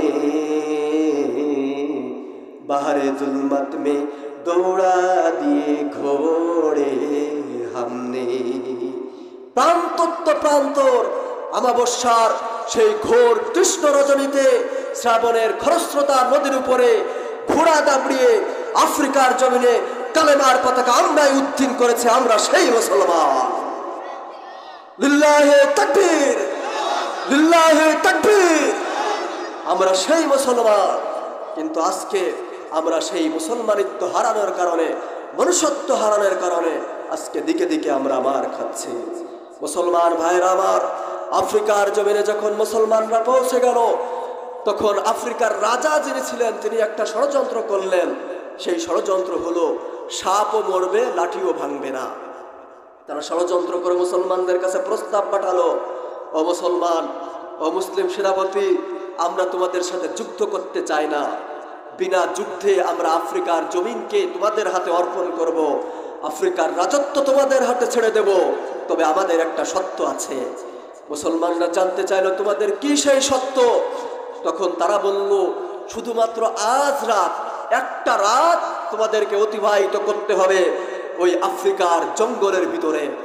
আজকের রাতটা যদি তোমরা আফ্রিকার জঙ্গলের ভিতরে অতিবাহিত করতে পারো, তাহলে আগামীকাল তোমাদের হাতে আমরা আফ্রিকার রাষ্ট্র ক্ষমতা অর্পণ করব, আফ্রিকার রাজত্ব ছেড়ে দেব। কিন্তু সত্য হলো একটা। সত্যটা কি? একটা রাত আফ্রিকার জঙ্গলের ভিতরে কাটাতে হবে। মুসলমান ভাইরা আমার, বিনা দ্বিধায় মুসলমানরা আফ্রিকার রাজার এই সত্য মেনে নিল। একটু জোরে বলেন সুবহানাল্লাহ। তাদের ষড়যন্ত্র ছিল এটা, যে সাপও মরবে, লাঠিও ভাঙবে না, মুসলমানদের সাথে আমাদের আর যুদ্ধ করা লাগবে না। আফ্রিকার জঙ্গলের ভিতরে হিংস্র বন্য প্রাণীরা আছে, বাঘ আছে, ভাল্লুক আছে, সিংহ আছে, বড় বড় অজগর সাপ আছে, তারাই মুসলমানদের ঘাড় মটকাবে, আমাদের আর মুসলমানদের সাথে যুদ্ধ করতে হবে না। এই ষড়যন্ত্র করে, এই চিন্তা করে মুসলমানদের কাছে যখন এই প্রস্তাব পেশ করলো, মুসলমানরা বিনা দ্বিধায় এই প্রস্তাব মেনে নিল। একটু জোরে বলেন সুবহানাল্লাহ।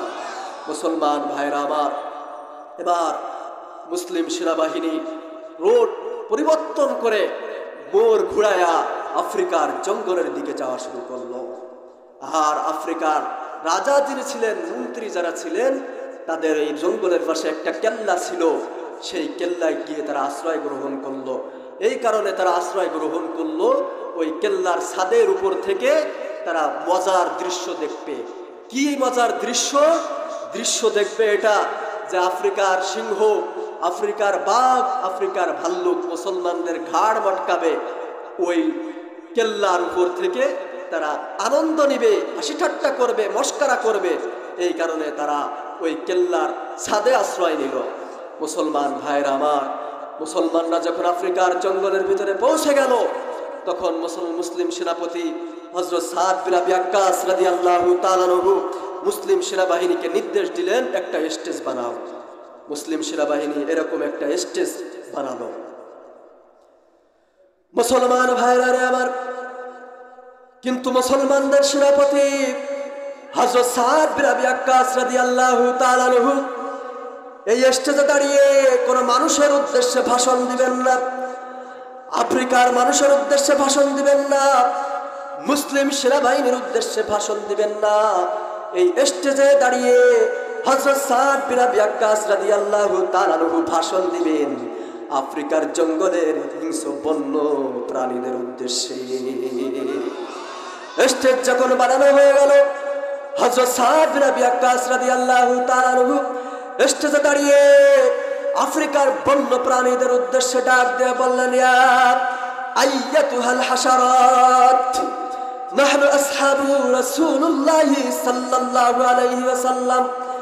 হে আফ্রিকার জঙ্গলের বন্য প্রাণীরা, আমরা রাসূলুল্লাহ সাল্লাল্লাহু আলাইহি ওয়াসাল্লামের সাহাবী, আমরা সুদূর মদিনা থেকে এসেছি এই আফ্রিকার জমিনে কালেমার পতাকা উদ্দিন করার জন্য, ইসলামের ঝান্ডাকে উদ্দিন করার জন্য।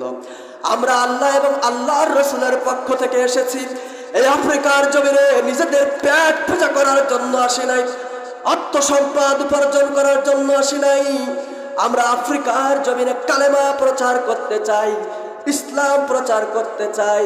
অতএব আফ্রিকার জঙ্গলের হিংস্র বন্য প্রাণীরা শুধুমাত্র আজ রাতের জন্য, আমাদের জন্য, এই 60,000 মুসলিম সেনাবাহিনীর জন্য তোমাদের যে জায়গাগুলো আছে, নিজ নিজ বাসা বাড়িগুলো ছেড়ে তোমরা জঙ্গলের অন্য কোথাও চলে যাও।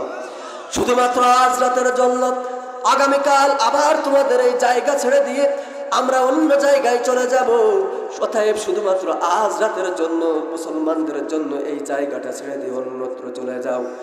ইতিহাসে স্বর্ণ অক্ষরে লেখা আছে, হযরত সাদ বিন আবি ওয়াক্কাস রাদিয়াল্লাহু তাআলা আনহুর এই ভাষণ দিতে দেরি হয়েছিল, কিন্তু আফ্রিকার জঙ্গলের সেই হিংস্র বন্য প্রাণীরা মুসলমানদের জন্য সেই জায়গাটা ছেড়ে দিয়ে অন্য জায়গায় চলে যেতে দেরি করে নাই।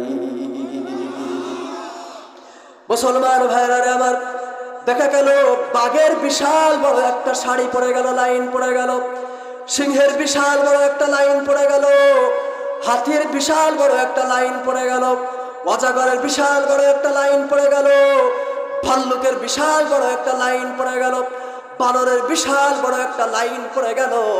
সে আফ্রিকার জঙ্গলের হিংস্র বন্য প্রাণীরা তাদের নিজ নিজ সন্তান গালে করে নিয়ে, মুখে করে নিয়ে শান্তি শৃঙ্খলার সাথে মুসলমানদের জন্য সেই জায়গাটা ছেড়ে দিয়ে অন্যত্র চলে যাচ্ছে। বাঘ আর হরিণ যখন পাশাপাশি শান্তিপূর্ণভাবে মুসলমানদের জন্য সেই জায়গাটা ছেড়ে দিয়ে চলে যেতে লাগলো, তখন আফ্রিকার ওই সেই কেল্লার উপরে দাঁড়ায়া স্বয়ং রাজা বাদশাহ এই দৃশ্য দেখতে লাগলো। তারা যখন দেখলো যে মুসলমানরা আরবিতে কি একটা বলল, আর সেই কথা শুনে মুসলমানদের উপরে তারা হামলা করবে তো দূরের কথা, মুসলমানদের ঘাড় মটকাবে তো দূরের কথা, মুসলমানদের কথা অনুযায়ী তারা তাদের সেই নিজ নিজ জায়গা ছেড়ে সারিবদ্ধভাবে বাঘ আর সিংহ, সিংহ আর হরিণ শান্তিপূর্ণভাবে যখন এক জায়গা দিয়ে সারিবদ্ধভাবে অন্যত্র চলে যাচ্ছে, তখন আফ্রিকার রাজা আফ্রিকার জনগণকে ডাক দিয়ে বলল, ও আফ্রিকার জনগণ, ভালো করে শুনে রাখো, যাদের কথা অনুযায়ী আফ্রিকার হিংস্র বন্য প্রাণীরা জায়গা ছেড়ে দিয়ে অন্যত্র চলে যাচ্ছে, তারা কোনো মানুষ না, তারা হলো ভগবান, তারা হলো প্রভু। তারা তাদের ভাষায় বলতে লাগলো তারা হলো সৃষ্টিকর্তা। অতএব তাদের সাথে যুদ্ধ করে যেটা সম্ভব নয়, যুদ্ধের চিন্তা পরিহার করো, মুসলমানদের হাতে হাতে হাত দিয়ে কালেমা পড়ে মুসলমান হয়ে যাও। মুসলমান ভাইরা আমার, আফ্রিকার রাজা সরাসরি ওই মুহূর্তে সেই কেল্লার উপর থেকে লাফ দিয়ে এসে মুসলমানদের সেনাপতি হযরত সাদ বিন আবি ওয়াক্কাস রাদিয়াল্লাহু তাআলা আনহুর হাতে হাত দিয়ে কালেমা পড়ে মুসলমান হয়ে গেল। আর যখন রাজা মুসলমান হয়ে গেল, তখন প্রজারা, আফ্রিকার প্রজা যারা ছিল, তারাও দলে দলে মুসলমানদের হাতে হাত দিয়ে সবাই কালেমা পড়ে মুসলমান হয়ে গেল। বিনা যুদ্ধে পুরা আফ্রিকাটা মুসলমানদের জন্য ইসলামের একটা ভূখণ্ডে পরিণত হয়ে গেল। জোরে বলেন সুবহানাল্লাহ। মুসলমান ভাইরা রে আমার, আমাদের দোষটা কি?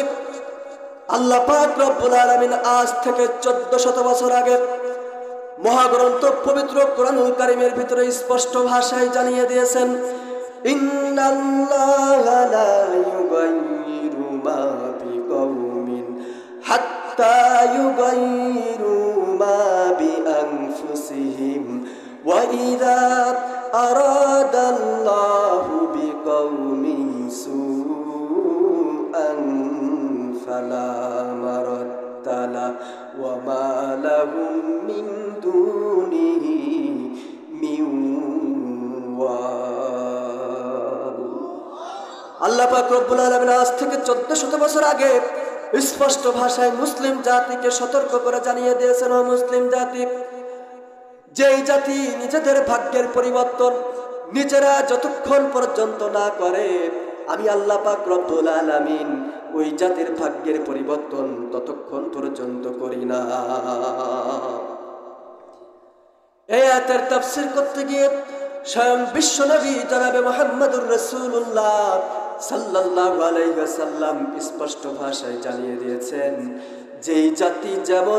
যেই জাতি অর্থাৎ তোমরা যখন জিনা ব্যভিচারের ভিতরে লিপ্ত হয়ে যাবে, তোমরা যখন সুদ ঘুষের ভিতরে লিপ্ত হয়ে যাবে, তোমরা যখন অন্যায় অত্যাচারের ভিতরে লিপ্ত হয়ে যাবে, ও মুসলিম জাতি, তোমরা যখন পাপাচারের ভিতরে লিপ্ত হয়ে যাবে, তখন আল্লাহ পাক রব্বুল আলামিন তোমাদের উপরে জালেম শাসক চাপিয়ে দেবেন, এবং সেই জালেম শাসকের মাধ্যমে আল্লাহ পাক রব্বুল আলামিন তোমাদেরকে শায়েস্তা করবে।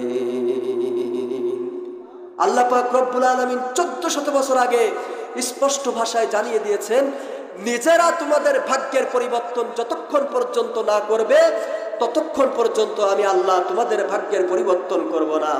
আজকে আপনার আমি চায়ের দোকানে বসে বসে বলি, ওই মায়ানমারের মুসলমানেরা মার খায়, ফিলিস্তিনের মুসলমানেরা মার খায়, কাশ্মীরের মুসলমানরা মার খায়, আল্লাহ কি চোখে দেখে না?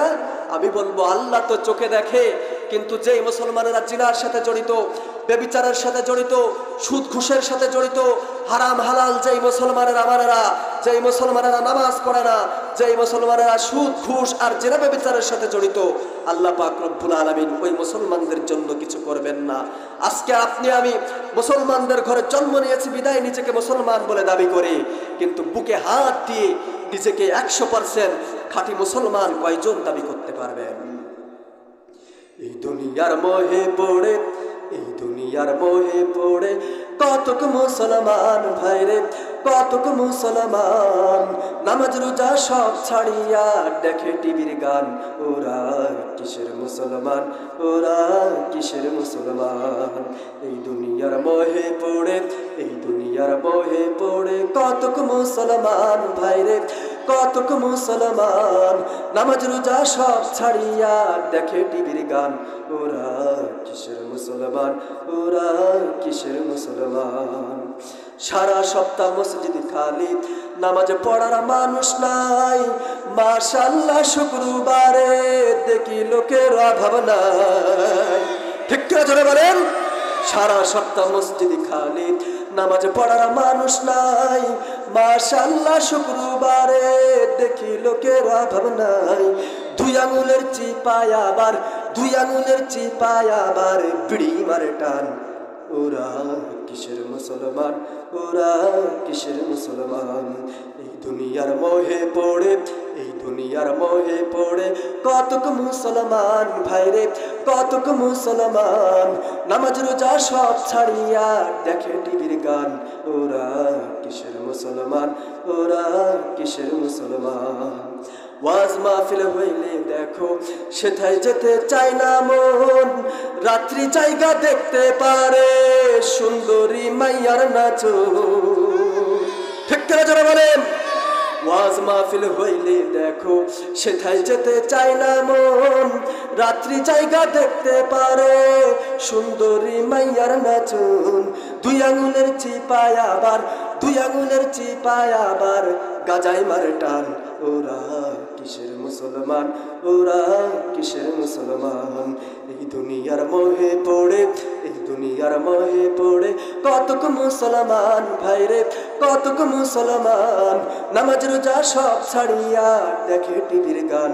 ওরা কিসের মুসলমান, ওরা কিসের মুসলমান। মুসলমান ভাইরা আমার, আজকে আপনি আর আমি মুসলমানের ঘরে জন্ম নিয়েছি বিদায় নিজেকে মুসলমান বলে দাবি করি, কিন্তু প্রকৃত অর্থে মুসলমান যারা ছিল তাদের চরিত্র কেমন ছিল চলুন ইতিহাসের পাতা থেকে একটু শুনে আসি। মদিনা থেকে প্রায় 350 কিলোমিটার দূর, সেখান থেকে একজন যুবক বের হয়েছে মদিনার উদ্দেশ্যে। প্রতিমধ্যে 150 কিলোমিটার পথ অতিক্রম করার পরে যুবক ক্লান্ত হয়ে পড়ল। মনে মনে সে একটা খেজুর বাগান তালাশ করতেছিল। খেজুর বাগান পেলে সেই খেজুর বাগানে সে কিছু সময় বিশ্রাম গ্রহণ করবে।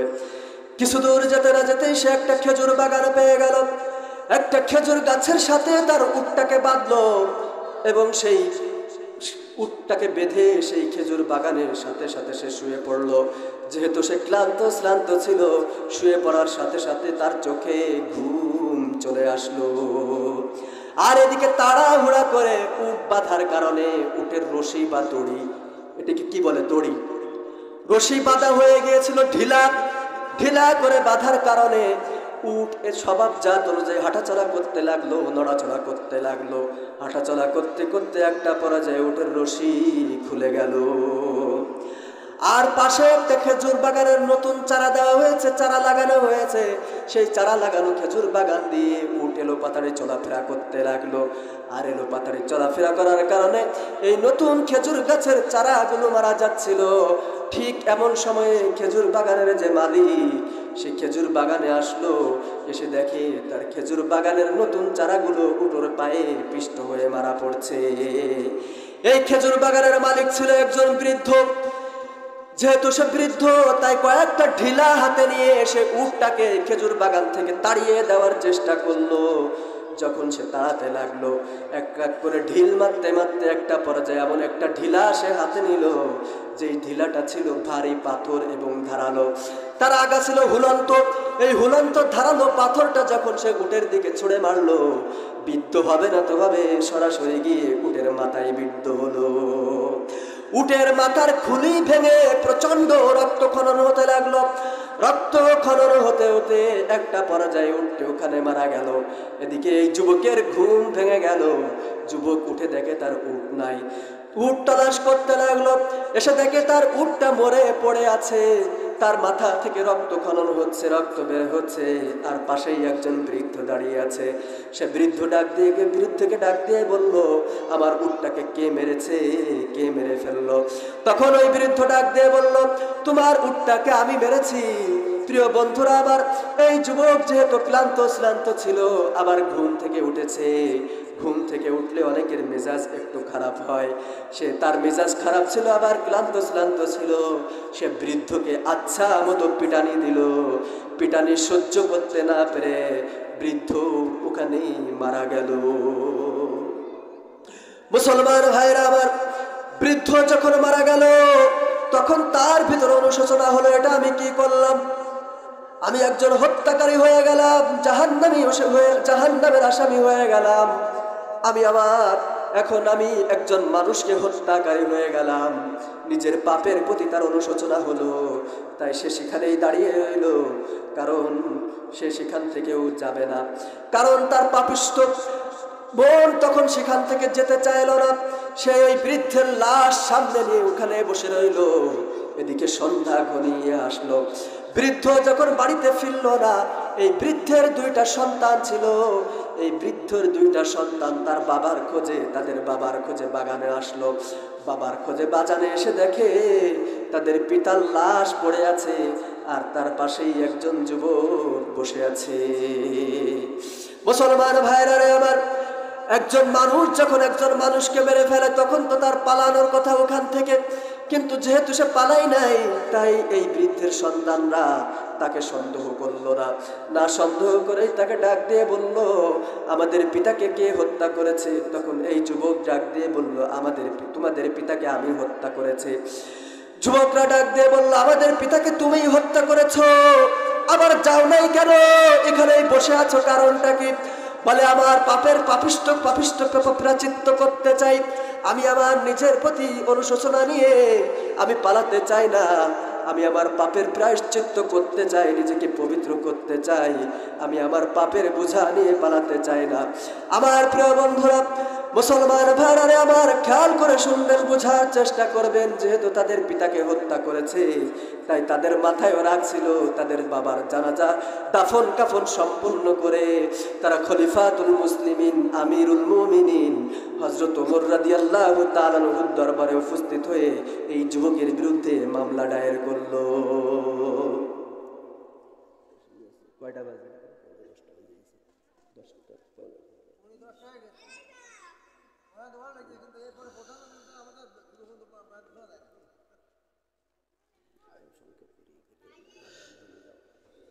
মুসলমান ভাইরা রে আমার, আমি সংক্ষেপে এই আলোচনাটা শেষ করেই আমি আমার আলোচনা শেষ করব। মুসলমান ভাইরা রে আমার, এবার যুবকরা আমিরুল মুমিনিন খলিফাতুল মুসলিমিন হযরত ওমর রাদিয়াল্লাহু তাআলা আনহুর দরবারে উপস্থিত হয়ে মামলা দায়ের করলো। আমিরুল মুমিনিন হযরত ওমর রাদিয়াল্লাহু তাআলা আনহু যুবককে ডাক দিয়ে বলল, হো যুবক, তুমি কি তাদের পিতাকে হত্যা করেছো? যুবক ডাক দিয়ে বলল, হ্যাঁ, আমি তাদের পিতাকে হত্যা করেছি। আমিরুল মুমিনিন হযরত ওমর রাদিয়াল্লাহু তাআলা আনহু যুবককে ডাক দিয়ে বলল, হো যুবক, তুমি কেন তাদের পিতাকে হত্যা করেছো? কারণ তাদের পিতাকে কেন হত্যা করেছো? যুবক ডাক দিয়ে বলল, আমার উটটাকে মেরে ফেলেছে। আমিরুল মুমিনিন হযরত ওমর রাদিয়াল্লাহু তাআলা আনহু ডাক দিয়ে বললেন, ইয়া আইয়ুহাল্লাযীনা আমানু কুতিবা আলাইকুমুল কিসাস।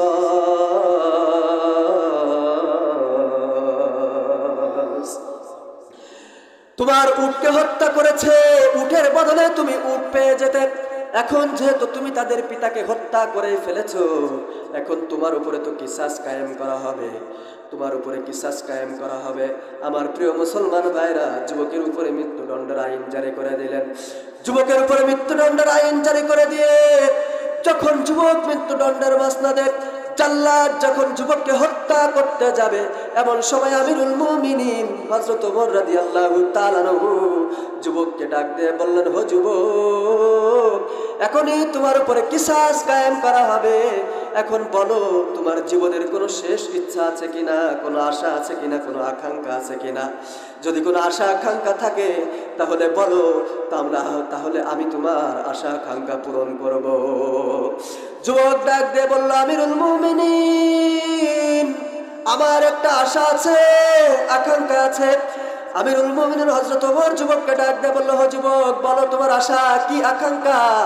যুবক ডাক দিয়ে বলল, আমিরুল মুমিনিন, আমার বাড়ি এখান থেকে 350 কিলোমিটার দূর। আমি সেখানে ব্যবসা বাণিজ্য করি।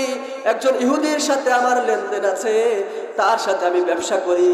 সেও মাঝে মাঝে আমার কাছে টাকা পায়, আমিও মাঝে মাঝে তার কাছে টাকা পাই। সে আমার কাছে কিছু টাকা পাবে।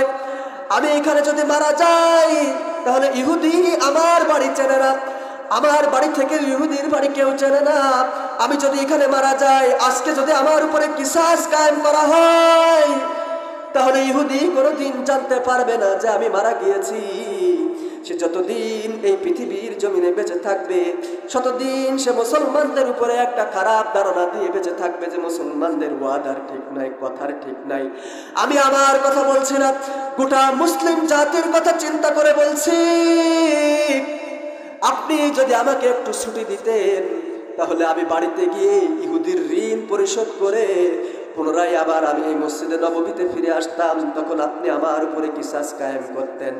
আমিরুল মুমিনিন হযরত ওমর যুবককে ডাক দিয়ে বললেন, ও যুবক, তোমাকে ছুটি দিলে তুমি যে আবার এই মদিনায় ফিরে আসবে, তার কোনো গ্যারান্টি আছে নাকি? হ্যাঁ, তবে দুইটা উপায় আছে। একটা উপায় হচ্ছে, তোমার যদি মদিনায় কোনো আত্মীয় স্বজন থাকে, মদিনায় কোনো ভাই বন্ধু থাকে, আর সে যদি তোমার দায়িত্ব গ্রহণ করে, তাহলে তোমার ছুটি দেওয়া যেতে পারে। আর একটা উপায় হচ্ছে, আমি কিছু সেনাবাহিনী তোমার সাথে দেব, তারা তোমার সাথে করে নিয়ে গিয়ে ইহুদির ঋণ পরিশোধ করায় আবার মদিনায় নিয়ে আসবে। কিন্তু ইসলামী রাষ্ট্র বিস্তারের কাজে মুসলিম সেনাবাহিনী পৃথিবীর বিভিন্ন প্রান্তে অবস্থান করছে।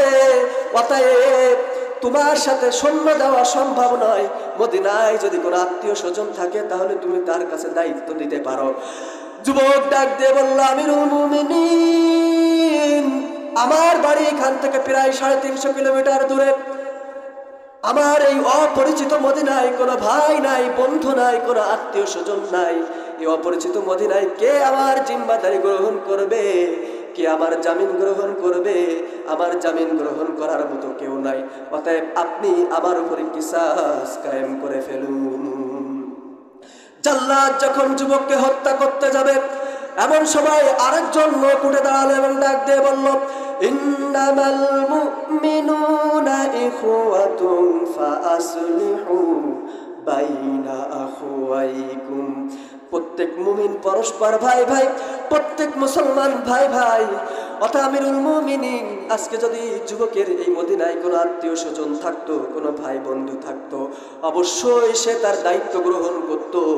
যদিও এই যুবককে আমি চিনি না, সেও মুসলমান, আমিও মুসলমান। অতএব আমি মুসলমান, তার ভাই হিসাবে আমি তার জিম্মাদারি গ্রহণ করলাম। আমিরুল মুমিনিন, আপনি তার ছুটে দিয়ে দেন, আমি তার জামিন হয়ে গেলাম। আমার প্রিয় মুসলমান ভাইরা, হযরত ওমর রাদিয়াল্লাহু তাআলা আনহু যুবককে 1 মাসের ছুটি দিলেন এবং ডাক দিয়ে বললেন, 1 মাস পরে 1 শুক্রবারে তুমি এখানে আসবে, সেদিন তোমার উপরে কিসাস কায়েম করা হবে। যুবক ছুটি পেয়ে বাড়িতে চলে গেল। টাকা পয়সা নিয়ে ইহুদির ঋণ পরিশোধ করে বাড়িতে ফিরে আসলো। নিজের মায়ের সামনে গিয়ে দাঁড়ালো এবং ডাক দিয়ে বলল, মা, আজকে তোমার সন্তানকে যেতে হবে সুদূর মদিনায়। আজকে তোমার সন্তান একজন মৃত্যুদণ্ডের আসামি, জাহান্নামের আসামি। তোমার সন্তানকে তুমি মদিনায় যেতে বাধা দেবে না। তুমি যদি তোমার সন্তানকে মদিনায় যেতে বাধা দাও, তাহলে তোমার বুকের মানিক হয়তোবা তুমি তোমার বুকে ফিরে পাবে, কিন্তু তোমার সন্তানের জায়গায় একজন নিষ্পাপ মুসলমানকে হত্যা করা হবে। অতএব আমাকে তুমি বাধা দেবে না।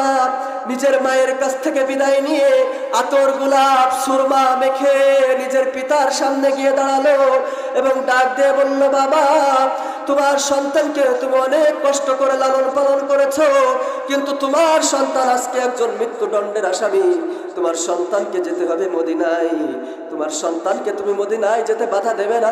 তুমি যদি তোমার সন্তানকে মদিনায় যেতে বাধা দাও, তাহলে তুমি তোমার সন্তানকে হয়তোবা জীবিত পাবে, কিন্তু তোমার সন্তানের জায়গায় একজন নিষ্পাপ মুসলমানকে হত্যা করা হবে। নিজের পিতামাতার কাছ থেকে বিদায় নিয়ে, আত্মীয় স্বজনের কাছ থেকে বিদায় নিয়ে যুবক একটি দ্রুতগামী ঘোড়ায় চড়ে মদিনার উদ্দেশ্যে রওনা হয়ে গেল। আর এদিকে সেই নির্ধারিত শুক্রবারে আমিরুল মুমিনিন হযরত ওমর রাদিয়াল্লাহু তাআলা আনহু আতর, গোলাপ, সুরমা মেখে জুমার খুতবা দিলেন। জুমার খুতবা শেষ হয়ে গেল, জুমার নামাজ শেষ হয়ে গেল। বিচারকের আসনে বসলেন, কিন্তু কোথাও সেই যুবককে খুঁজে পাওয়া যাচ্ছে না। কোথায় সে যুবক? কোথাও যুবককে খুঁজে পাওয়া যাচ্ছে না। আমিরুল মুমিনিন বিচারকের আসনে বসে ডাক দিয়ে বললেন, কে জিম্মাদারি গ্রহণ করেছিল তাকে ডাকো। প্রিয় বন্ধুরা আমার, জিম্মাদারি যিনি গ্রহণ করেছিলেন তিনি সামনে আসলেন। আমিরুল মুমিনিন হযরত ওমর রাদিয়াল্লাহু তাআলা আনহু জিম্মাদারকে ডাক দিয়ে বললেন, তুমি কেন একজন অপরিচিত যুবকের দায়িত্ব নিতে গেলে? এখন যুবক আসে নাই, এখন তো তোমার জায়গায়, তার জায়গায় তোমাকে হত্যা করা হবে, তোমার উপরে কিসাস কায়েম করা হবে।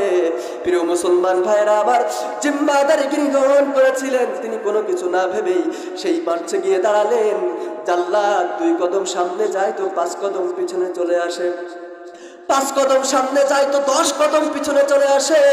সমস্ত মদিনায় কান্নার রোল পড়ে গেল, মসজিদে নববীর ভিতরে কান্নার রোল পড়ে গেল। সবাই শুধু কাঁদে আর কাঁদে, কারণ আজকে এমন একজন নিষ্পাপ মানুষকে হত্যা করা হবে। তিনি তো বড় ভালো মানুষ, বড় নিষ্পাপ মানুষ, জীবনে কারোর সাথে কোনোদিন মদিনায় ঝগড়া হয় নাই, কারোর সাথে কোনোদিন দ্বিধাদ্বন্দ্বে লিপ্ত হয় নাই। আবাল বৃদ্ধ বনিতা মা বোন সবাই কাঁদতে লাগলো, মদিনায় কান্নার রোল পড়ে গেল। সমস্ত মানুষের চোখে পানি, কারণ জিম্মাদারি যিনি গ্রহণ করেছেন তিনি কোনো সাধারণ মানুষ নন, ইনি হচ্ছেন বিখ্যাত সাহাবী হযরত আবু যর গিফারি রাদিয়াল্লাহু তাআলা আনহু। হযরত আবু যর গিফারি রাদিয়াল্লাহু তাআলা আনহু যখন মৃত্যুদণ্ডের মসনদে জাল্লাদ সামনে যায় আর পিছনে আসে, সামনে যায় আর পিছনে আসে, সামনে যায় আর পিছনে আসে, কারণ জাল্লাদ জীবনে বহু হত্যাকাণ্ড করেছে, অনেকের উপরে কিসাস কায়েম করেছে, কিন্তু এমন ভালো মানুষের উপরে তো কখনো কিসাস কায়েম করে নাই। প্রিয় মুসলমান ভাইরা আমার, জাল্লাদ সমস্ত বাধা উপেক্ষা করে যখন তলোয়ার উঁচু করেছে হযরত আবু যর গিফারি রাদিয়াল্লাহু তাআলা আনহুর উপরে কিসাস কায়েম করবে, ঠিক এমন সময়ে একজন 2 হাত উঁচু করে সে ডাক দিয়ে বলল, আমিরুল মুমিনিন একটু দাঁড়ান, একটু অপেক্ষা করেন। জাল্লাদ সরে দাঁড়ালো, লোকটি ডাক দিয়ে বলল, আমিরুল মুমিনিন ওই যে দেখেন মরুভূমির ধুলা বালুর উপরে ঝড় তুলে কে যেন মদিনায় দ্রুত বেগে ছুটে আসতেছে, আমার মনে হয় ওই যুবক মদিনায় ছুটে আসতেছে, একটু অপেক্ষা করেন, একটু দাঁড়ান। মুসলমান ভাইরা আমার, জাল্লাদ সরে দাঁড়ালো। কিছুক্ষণ পরে দেখা গেল ওই যুবক এসে মসজিদে নববীর সামনে দাঁড়িয়ে ঘোড়া থেকে লাফ দিয়ে পড়লো, ঘোড়া না বেঁধেই মসজিদে নববীর ভিতরে চলে গেল। এবং আমিরুল মুমিনিন হযরত ওমরকে ডাক দিয়ে বলল, আমিরুল মুমিনিন আপনি আমাকে মাফ করে দেন, ক্ষমা করে দেন, আমার ঘোড়ার জিন পোষ ভেঙে গিয়েছিল, এই কারণে আসতে আমার কিছুটা লেট হয়ে গিয়েছে, না হলে নির্ধারিত সময়ের আগেই আমি মদিনায় পৌঁছে যেতাম, আপনি আমাকে ক্ষমা করে দেন, মাফ করে দেন। আমিরুল মুমিনিন হযরত ওমর চোখের পানি ছেড়ে দিলেন এবং ডাক দিয়ে বললেন, ও যুবক, নিজের মৃত্যুদণ্ড কার্যকর করা হবে এটা জানার পরও সুদূর 350 কিলোমিটার দূর থেকে তুমি কেন এই মদিনায় ছুটে এসেছো? যুবক ডাক দিয়ে বলল, আমিরুল মুমিনিন আমি একজন জাহান্নামের আসামি, আমি একজন হত্যাকারী, আমি আমার জান নিয়ে বাঁচতে চাই না, আমি আমার পাপের প্রায়শ্চিত্ত করতে চাই, পাপ মোচন করতে চাই, আমি আমার নিজেকে পবিত্র করতে চাই, নিজেকে পবিত্র করার জন্যই 350 কিলোমিটার দূর থেকে এই মদিনার পানে ছুটে এসেছি। হযরত ওমর চোখের পানি ছেড়ে দিলেন এবং ডাক দিয়ে বললেন, ও যুবক, আজকে যদি আমার হাতে ক্ষমতা থাকতো তাহলে তোমার মতো একটা নিষ্পাপ মানুষের উপরে কোনোদিন আমি মৃত্যুদণ্ডের আইন জারি করতাম না। যদি আমার হাতে ক্ষমতা থাকতো তাহলে তোমার উপর থেকে আমি মৃত্যুদণ্ডের আইন তুলে নিতাম, যেহেতু আমার হাতে ক্ষমতা নাই এজন্য তোমার উপর থেকে আমি মৃত্যুদণ্ডে তুলে নিতে পারলাম না। প্রিয় মুসলমান ভাইরা আমার, আবারও মসজিদে নববীর ভিতরে কান্নার রোল পড়ে গেল। আগে যেমনটা কান্নার রোল পড়েছিল তার থেকে আরো কয়েক গুণ কান্নার রোল পড়ে গেল। মসজিদে নববীর ভিতরে শুধু কান্নার আওয়াজ আর কান্নার আওয়াজ, কারণ এমন ভালো মানুষ তো মদিনার মানুষ কখনো দেখে নাই।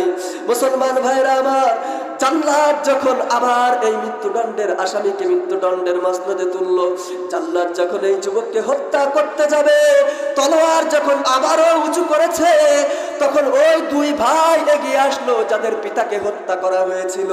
ওই 2 ভাই এগিয়ে এসে ডাক দিয়ে বলল, আমিরুল মুমিনিন, ও খলিফাতুল মুসলিমিন, আমি আমাদের পিতার হত্যা মামলা দায়ের করেছিলাম, কিন্তু আমাদের পিতার হত্যা মামলা আমরা তুলে নিলাম, কারণ এই যুবক তো এমনিতেই পবিত্র, তাকে আবার কি পবিত্র করতে হবে? এমন নিষ্পাপ ভালো মানুষের মৃত্যুদণ্ড কার্যকর করা হোক, এটা আমরা চাই না। আমিরুল মুমিনিন, আমাদের পিতার হত্যা মামলা দায়ের করেছিলাম, কিন্তু আমাদের পিতার হত্যা মামলা আমরা তুলে নিলাম। আপনি যুবকের উপর থেকে মৃত্যুদণ্ডের আইন তুলে নেন। মুসলমান ভাইরা আমার, এরা ছিল হলো প্রকৃত মুসলমান। নিজের মৃত্যুদণ্ড কার্যকর করা হবে এটা জানার পরও কোনো বডিগার্ড ছাড়া তিনি 350 কিলোমিটার দূর থেকে মদিনায় এসেছিলেন, মসজিদে নববীতে এসেছিলেন। এটাই ছিল মুসলমানদের চরিত্র, এমন ছিল মুসলমানদের আখলাক। এই সমস্ত মুসলমানদের জন্য তো আল্লাহ পাক রব্বুল আলামিন খলিফাতুল মুসলিমিন আমিরুল মুমিনিন হযরত ওমর রাদিয়াল্লাহু তাআলা আনহুর মতো শাসক দিয়েছিলেন। আর আজকে আমরা মুসলমান যেমন আমাদের উপরে নির্ভর করে আল্লাহ পাক রব্বুল আলামিন তেমন শাসক আমাদের উপরে চাপিয়ে দেন। আপনি আর আমি কথায় কথায় শেখ হাসিনার দোষ দেই, অমুকের দোষ দেই, তমুকের দোষ দেই। আমি তো বলি আমাদের চরিত্রের উপরে নির্ভর করে আল্লাহ পাক রব্বুল আলামিন শেখ হাসিনার মতো জালেম শাসক একটা গজব আমাদের উপরে দীর্ঘ 16 বছর ধরে চাপিয়ে রেখেছে। মুসলমান ভাইরা আমার, প্রকৃত মুসলমান যদি আমরা হতে পারি, এমন মানুষ, এমন আদর্শ যদি আমরা গ্রহণ করতে পারি, এমন মানুষ যদি আমরা হতে পারি, তাহলে আমাদের জন্য আল্লাহ পাক রব্বুল আলামিন ওমরের মতো শাসক দিবেন, উসমানের মতো শাসক দিবেন, আবু বকরের মতো শাসক দিবেন। মুসলমান ভাইরা আমার, আমি আমার যে আয়াতটি তেলাওয়াত করেছিলাম, এই আয়াতের সারমর্ম হচ্ছে মানুষ কেন শ্রেষ্ঠ, আবার মানুষ কেন নিকৃষ্ট। কিন্তু সময়ের স্বল্পতার কারণে মানুষ কেন শ্রেষ্ঠ এটা আপনাদের সামনে সামান্যভাবে কিছুটা উপস্থাপন করতে পারলেও মানুষ কেন নিকৃষ্ট এই আলোচনাটা আপনাদের সামনে আমি শেষ করতে পারলাম না বলে আমি দুঃখ প্রকাশ করছি।